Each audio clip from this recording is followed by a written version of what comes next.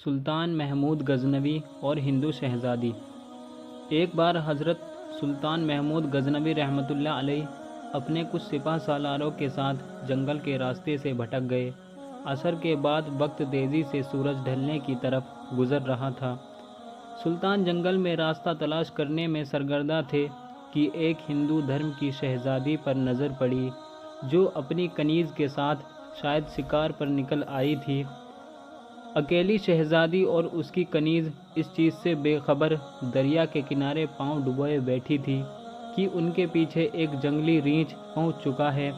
اس وقت تک کہ سلطان کا تیر اس کے حلق میں پار ہوتا، وہ ریچھ شہزادی کی کنیز کو ایک ہاتھ کے پنجے سے ضرب دے چکا تھا۔ اس سے پہلے کہ شہزادی اپنا ترکش سنبھالے اور تیر کمان میں لگاتی، شاید بہت دیر ہو جاتی۔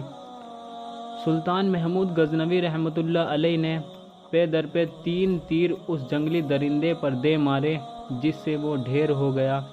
شہزادی کو یہ جاننے میں مشکل نہ ہوئی کہ اس مہارت اور بہادری کا مظاہرہ کوئی جنگجو سپاہ سالار ہی کر سکتا ہے۔ شہزادی سلطان کی طرف متوجہ ہوئی، اظہار تشکر کے لیے اپنا تعارف کراتے ہوئے بولی، میرا نام سمرتی ہے، میں جے پور ریاست کے راجا کی اکلوتی بیٹی ہوں۔ میری جان بچانے کا شکریہ، میں تمہیں اپنے پتا سے کہہ کر فوج میں کوئی اونچا عہدہ دلا دوں گی۔ ویسے تو تم ہمارے فوج کے سپاہی لگتے تو نہیں ہو، بتاؤ کہاں سے تعلق ہے تمہارا؟ سمرتی شاید یہ نہیں جانتی تھی کہ اس کے سامنے کوئی معمولی سپاہی نہیں بلکہ اس وقت کے سب سے طاقتور اسلامی لشکر کے سربراہ اعلیٰ سلطان محمود غزنوی رحمۃ اللہ علیہ ہیں، جن کے نام سے ہی ہندو راجاؤں کے حلق خشک ہو جاتے تھے۔ سلطان نے اپنی شناخت ظاہر نہ کرتے ہوئے کہا، جی ہاں، میں کسی اور فوج کا سپاہی ہوں۔ چلیے محترمہ، میں آپ کو کسی محفوظ مقام پر چھوڑ دیتا ہوں، آپ میرے پیچھے پیچھے چلتی جائیں۔ اندھیرا بڑھتا جا رہا ہے، راستہ نہ ملا تو شاید اسی جنگل میں رات بسر کرنی پڑے گی۔ شہزادی سمرتی جان چکی تھی کہ یہ شخص لالچ اور خوف سے پاک ہے۔ وہ سلطان کی نظروں میں حیا دیکھ کر خود کو محفوظ محسوس کر رہی تھی۔ جنگل کی خاردار جھاڑیوں کی وجہ سے شہزادی کا پیراہن مختلف جگہوں سے چھلنی ہو چکا تھا۔ شہزادی تھکاوٹ سے چور چور ہو چکی تھی۔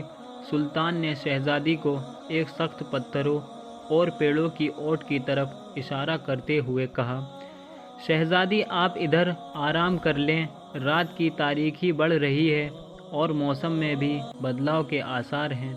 اندھیرے میں مزید سفر کرنا گھنے جنگل میں دشوار ہے۔ صبح سویرے نکلیں تو شاید میں آپ کو کسی محفوظ مقام پر پہنچا سکوں۔ سمرتی کے پاس سلطان پر اعتماد کرنے کے علاوہ کوئی دوسرا راستہ نہیں تھا۔ سلطان نے محسوس کیا کہ شہزادی اپنے بیش قیمت مگر قدرے باریک لباس میں جنگل کی ٹھنڈی رات شاید نہ گزار سکے۔ سلطان نے اپنی موٹی چادر شہزادی کی طرف اچھال دی اور معنی خیز نظروں سے شہزادی کو دیکھا، جیسے کہہ رہے ہوں یہ اوڑھ لیں۔ شہزادی نے بلا جھجک چادر اوڑھی اور ٹیک لگا کر پیڑوں کی اوٹ میں پاؤں پسار لیے۔ اس کی نظریں سلطان کے چہرے کی طرف جمی ہوئی تھی، جو نظریں جھکائے ایک قریب پڑے بڑے پتھر پر بیٹھ کر آگ جلانے کی کوشش کر رہے تھے۔ بالآخر آگ جل گئی۔ اس کی روشنی میں سلطان کا نورانی اور بھرا ہوا وجاہت والا چہرہ چمک رہا تھا۔ سلطان نے شہزادی سے قطع نظر مٹی سے تیمم کیا اور نماز پڑھنے لگے۔ شہزادی کو ایک دم سے جھٹکا لگا، اوہ، یہ تو مسلمان لگتے ہیں۔ ایک دفعہ شہزادی کانپ گئی، کہیں غزنی کے لشکر سے تو نہیں؟ یہ تو لٹیرے ہیں، گائے بھینس بکری سب کا ماंس کھاتے ہیں، یہ مجھے زندہ نہیں چھوڑیں گے۔ لیکن اگلے ہی لمحے شہزادی اب تک اس کے ساتھ گزرے وقت کو یاد کرنے لگی، اگر یہ اتنا ہی شفاق اور ظالم ہوتا تو مجھے ریچھ سے نہ بچاتا۔ نہ چاہتے ہوئے بھی شہزادی کا دل پھر سے اطمینان اور یقین سے بھر گیا۔ سلطان نماز کے بعد دعا کرتے وقت زاروں قطار رونے لگے۔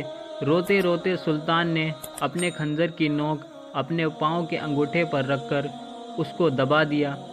شہزادی دیکھتی رہی کہ یہ جوان مرد مجھ سے گفتگو میں بے تکلف نہیں ہونا چاہتا۔ صبح سویرے سلطان نے شہزادی سے کہا، اب ہمیں نکلنا چاہیے۔ کچھ دور جا کر سلطان کو ایک سفید پتھر پڑا ملا، جو سلطان کے سپاہی نشان چھوڑ گئے تھے کہ راستہ اس طرف ہے۔ یہ اس زمانے کا ایک طریقہ تھا کہ جنگل میں پتھر چھوڑتے جاتے تاکہ پیچھے آنے والا راستہ جان سکے کہ گزرنے والا کہیں سے ان کا ساتھی گزرا ہے۔ بالآخر شہزادی اور سلطان ایک ہموار راستے پر آ پہنچے۔ کچھ دور ایک چھوٹے سے گاؤں کے آثار نظر آ رہے تھے۔ سلطان نے کہا، یہ آپ کی ریاست کی حدود کا ہی گاؤں معلوم پڑتا ہے۔ شہزادی کہنے لگی، ہاں دیکھتے ہیں۔ گاؤں پہنچنے پر شہزادی نے گاؤں کے مکھیا کو بلاوا بھیج دیا۔ مکھیا اپنے کچھ ساتھیوں کے ساتھ حاضر ہوا۔ شہزادی نے کہا، ہمیں 2 برق رفتار گھوڑے دے دیے جائیں اور کچھ خشک اناج اس سپاہی کو دے دیے جائیں۔ شہزادی نے سلطان سے کہا، اجنبی ہمیں بہت حیرت ہوئی ہے تم پر، آخر تم کس مٹی کے بنے ہوئے ہو؟ ساری رات تم اپنے خنجر سے زخم کریتے رہے اور میری طرف کوئی توجہ نہ دی۔ تم چاہو تو ہمارے ساتھ محل چلو، ہم تمہیں انعام و اکرام سے بھر دیں گے اپنی جان بچانے کے بدلے میں۔ سلطان نے گھوڑے پر سوار ہو کر شہزادی سے کہا، شہزادی صاحبہ، میں زخم اس لیے کریدتا رہا کہ آپ کا حسن میرے ایمان کو زد نہ پہنچائے اور میری توجہ میرے درد کی طرف رہے، آپ کی طرف نہ بڑھے۔ شہزادی کہنے لگی، کیا تمہیں یہ موقع گنوانا چاہیے تھا؟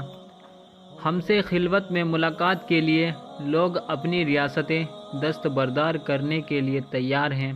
سلطان کہنے لگا، شہزادی، میں مسلمان ہوں اور محمد مصطفیٰ صلی اللہ علیہ وسلم کا عاشق ہوں۔ میری نظر آپ کے جسم پر نہیں بلکہ خود میری اپنی روح پر تھی۔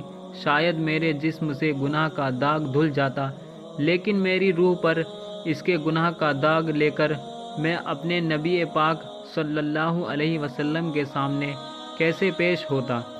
مجھے یہ گوارا نہیں تھا، کیونکہ الحمدللہ میں ایک سچا مسلمان ہوں۔ شہزادی یہ جواب سن کر اس سپاہی کی اپنے مذہب اسلام کے ساتھ سچے لگاؤ، محبت اور وفاداری دیکھ کر اور ان کے کردار سے متاثر ہوئے بنا نہ رہ سکی، جیسے اس کا دل اسی اجنبی کے مذہب اور زندگی میں شامل ہونے کو بے قرار ہو۔ یہ کہہ کر سلطان نے اجازت چاہی۔ شہزادی کہنے لگی کہ اپنا اور اپنی فوج کا نام تو بتاتے جاؤ، ہم یاد رکھیں گے۔ سلطان نے چادر سے نقاب اوڑھا، تیر ترکش کندھے پر ڈالے، تلوار اپنے میان میں ڈالی اور گھوڑے کی رکابیں پکڑتے ہوئے بولے، شہزادی، میرا نام ہے سلطان محمود غزنوی اور میں ہی غزنی کی عظیم الشان فوج کا سپہ سالار اعظم و سلطان یعنی بادشاہ ہوں۔ یہ کہہ کر سلطان نے گھوڑے کو ایڑ لگا دی اور سرپٹ دوڑتے ہوئے آنکھوں سے اوجھل ہو گئے اور شہزادی تعجب سے ان کو دیکھتی رہ گئی۔ سبحان اللہ، ماشاء اللہ۔ یہ تھے اللہ اور اس کے رسول صلی اللہ علیہ وسلم کے سچے وفادار۔ ایسے تھے اسلامی سلطنت کے حکمران اور مسلمان بادشاہ۔ دوستو، اگر آپ کو یہ ویڈیو پسند آیا ہو تو اس ویڈیو کو زیادہ سے زیادہ شیئر کریں، اور اس ویڈیو کو آپ نے ابھی تک لائک نہیں کیا ہے تو اس ویڈیو کو لائک کریں۔ آپ نے ہمارے یوٹیوب چینل کو ابھی تک سبسکرائب نہیں کیا ہے تو سبسکرائب کر کے ساتھ میں لگے بیل آئیکن کو ضرور دبا دیں۔ ہم ملتے ہیں پھر ایک نئی ویڈیو کے ساتھ، تب تک کے لیے السلام علیکم، اللہ حافظ۔